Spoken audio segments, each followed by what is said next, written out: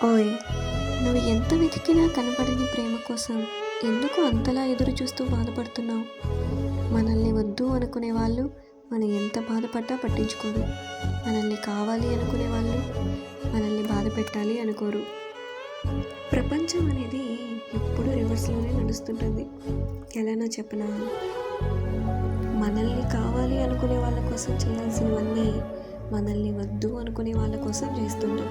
మనల్ని వద్దు అనుకునే వాళ్ళ కోసం బాధపడుతూ మనల్ని కావాలి అనుకునే వాళ్ళని బాధ పెడుతుంటాం. మనల్ని వద్దు అనుకునే వాళ్ళ కోసం ప్రాణాలు తీసుకుంటాం, కానీ వాళ్ళు పట్టించుకోరు.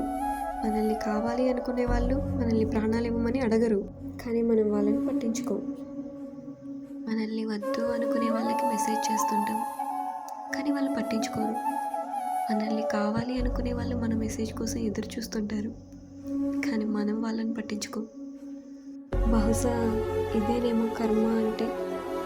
మనల్ని ఎవరైతే కావాలి అనుకున్నారో వాళ్ళని మనం దూరం పెట్టాము.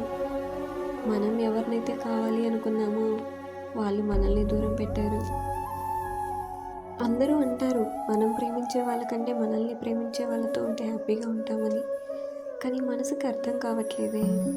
మనం ప్రేమించే వాళ్ళ ద్వేషాన్ని కూడా ప్రేమిస్తుంది, కానీ మనల్ని ప్రేమించే వాళ్ళని పట్టించుకోనంటుంది.